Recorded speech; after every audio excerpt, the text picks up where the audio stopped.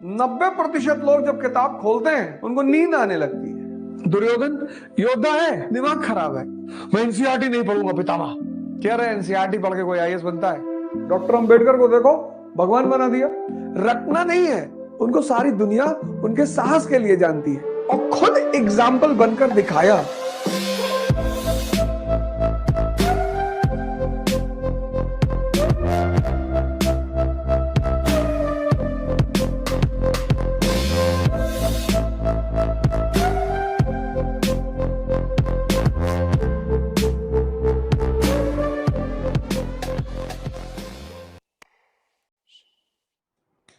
शिक्षा,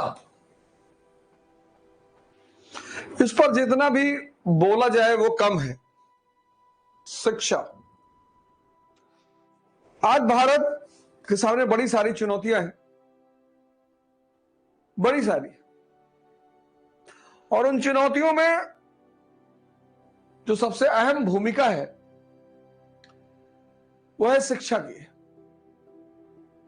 मैंने अपने लगभग सारे लेक्चरों में कहा कि ई यानी ई, एजुकेशन का मतलब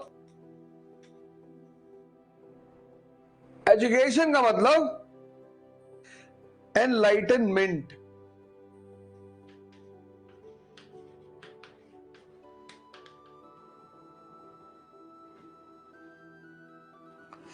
हमने क्या किया, हमने कहा एजुकेशन का मतलब अर्निंग। बस यहीं पर इस देश का दुर्भाग्य शुरू हो गया, यहीं पर। क्योंकि जितना दिमाग जिंदा नहीं होगा, जिंदा दिमाग देखता है, सवाल करता है, सोचता है। आजकल तो इतने सारे चैनल हैं और सारे चैनलों में अपनी अपनी कहानी सुनाई जा रही है। हमें भी पता है 2024 का इलेक्शन आ रहा है, इस देश की जनता बजट तो पढ़ेगी नहीं।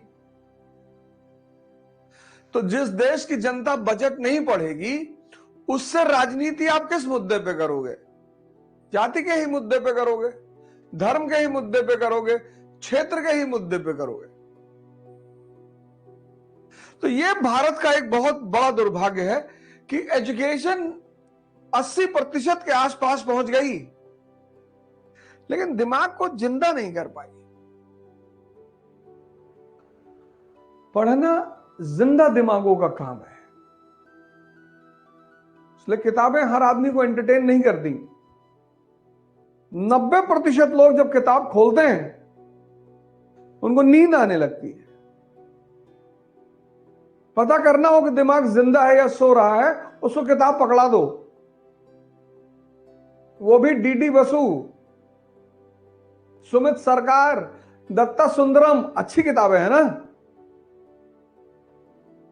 किताबें सबको एंटरटेन नहीं करती, और जिसको करती हैं उसको भगवान बना देती हैं। इसलिए हमारे देश में जब किताब पे पैर पड़ जाता है तो उसको मत्थे से लगाते हैं। इसीलिए, क्योंकि जिसको एंटरटेन कर दें, धर्म वर्म का कोई मुद्दा नहीं है। इसलिए हिंदू धर्म में सरस्वती मां को ज्ञान की देवी माना गया, और वो कहां बैठी है? कमल पे। ये सहस्त्र कमल दल, दिमाग और खुल जाए भगवान बना दे। डॉक्टर अंबेडकर को देखो, भगवान बना दिया। तो शिक्षा बहुत क्रांतिकारी चीज है, बहुत बहुत ही क्रांतिकारी। और उसमें भी मैं डॉक्टर अंबेडकर को हमेशा कोट करता हूं। मुझे वो लाइन उनकी इतनी अच्छी लगती है, कोट करने का उद्देश्य यही है। मुझे वो लाइन, उन्होंने शिक्षा को गाय का दूध नहीं कहा कि गाय का दूध है और अमृत है। वो गाय का दूध भी कह सकते थे कि शिक्षा गाय का दूध है, अमृत है। उन्होंने कहा शिक्षा शेरनी का दूध है। किनको कहा? वो जो दमित लोग थे, समाज में पिछड़ा वर्ग था, जो समाज की मुख्य धारा में शामिल नहीं थे, और खुद एग्जाम्पल बनकर दिखाया कि देखो मुझे कोई कहीं से भगा रहा है, मुझे मंदिर में मान लो नहीं भी एंट्री दी तो मैं इस देश के प्रजातंत्र के मंदिर में बैठ गया जाकर। ठीक है, मुझे हो सकता है भगवान के मंदिर में ना एंट्री दी गई हो, लेकिन मैंने इस शिक्षा के बल पर इस देश के जो प्रजातंत्र का मंदिर है वहां अपनी जगह बना ली। ये छोटी उपलब्धि है। तो अब शिक्षा पे नजर डालना बहुत जरूरी है।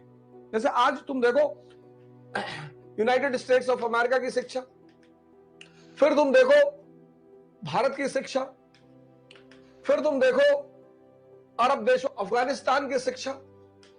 तो जिसकी जो दशा है वो उसकी शिक्षा की वजह से होगी। शिक्षा डिसाइडिंग फैक्टर है। किस चीज का? समाज का, परिवार का और राष्ट्र का। यही तो पढ़ाई है। मैं बार बार क्यों कहता हूं, what is the role of education? The role of education is to make mind alive. वही एनसीईआरटी तुमने पढ़ी थी, हो सकता है बहुत लोगों ने पढ़ी ना हो।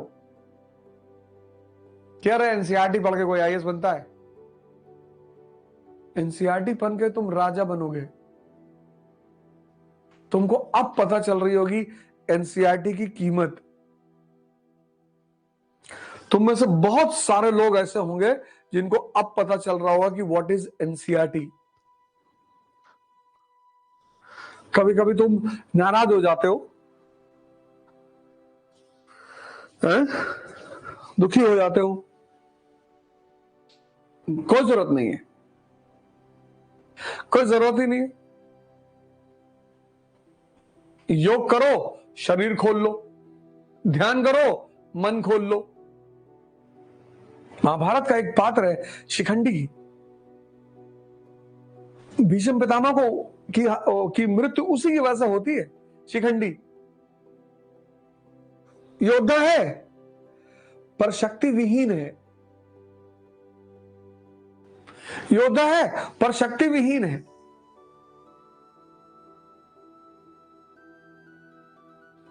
दुर्योधन योद्धा है, दिमाग खराब है, सुनना ही नहीं किसी की, सुनना ही नहीं किसी की, सुनना ही नहीं। पितामह मैं एनसीईआरटी नहीं पढ़ूंगा, पितामह पढ़ना पड़ेगा। मैं बार बार तुमको बोला कि मेजॉरिटी लोग इस देश में ह्यूमैनिटीज पढ़ ही नहीं पाए कायदे से। उसका उद्देश्य, उसका अप्रोच पकड़ में ही नहीं आया। क्योंकि हमारे यहां कहावत थी कि एनसीईआरटी पढ़ के कोई आईएएस नहीं बनेगा। हमारे यहां कहावत थी कि आर्ट्स पढ़ के किसी की नौकरी नहीं लगेगी। पहले से क्लियर है कि नौकरी करना है भैया। दिशा को बदलना है। शेड्यूल बनाओ, डिसिप्लिन बनाओ, समझो चीजों को। देखो आप समझ रहे हो चीजों को, समझ का विकास करना है, समझ का, रटना नहीं है। शिक्षा का काम है दिमाग को जिंदा करना। मैं बार बार ये बोलता हूं, शिक्षा नौकरी के लिए नहीं है। Education is not for earning, education is for learning. उस सीखने के बाद तुम उससे अर्न कर सकते हो।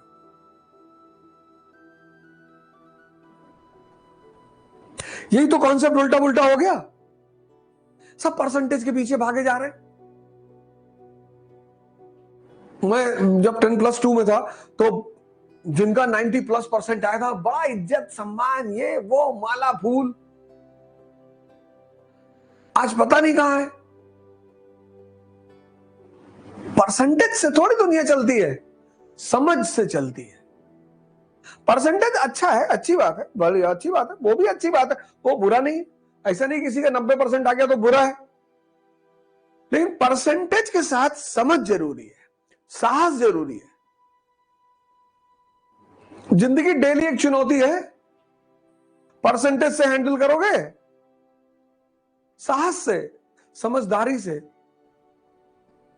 चुनौतियां परसेंटेज से हैंडल नहीं होती, चुनौतियां साहस और समझदारी से हैंडल होती है। तो 99% आके कॉलेज तो मिल गया, जिंदगी खो गई। इसीलिए तो मीडियोकर लोग, एवरेज लोग तुम पर, हम पर शासन कर रहे हैं, क्योंकि इनके पास परसेंटेज भले नहीं था, साहस और समझ इन्होंने पैदा कर ली। फिर जिसने ज्यादा पढ़ लिया वो डरपोक हो ही गया।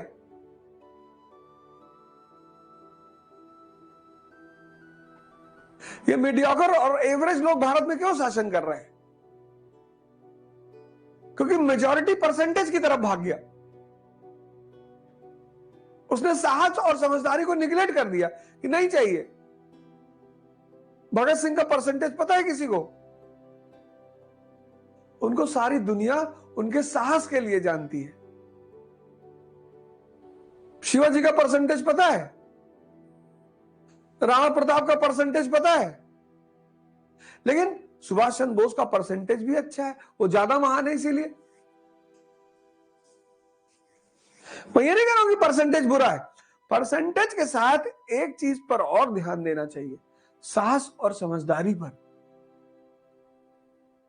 क्योंकि जीवन की चुनौतियां परसेंटेज से नहीं हल होती, जीवन की चुनौतियां साहस और समझदारी से हल होती।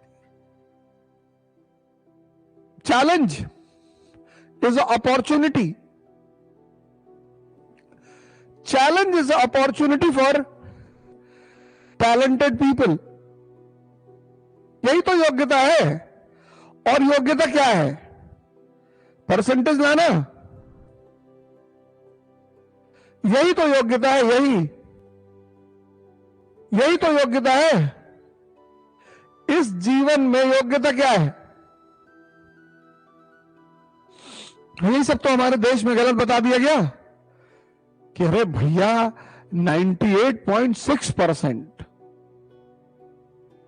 डिप्रेशन का शिकार है। अब वो जो हाई स्कूल में 3 बार फेल हुआ, वो मंत्री बन गया, उत्साहित, चिंता कोई है ही नहीं, चुनौतियों से निपटने में माहिर,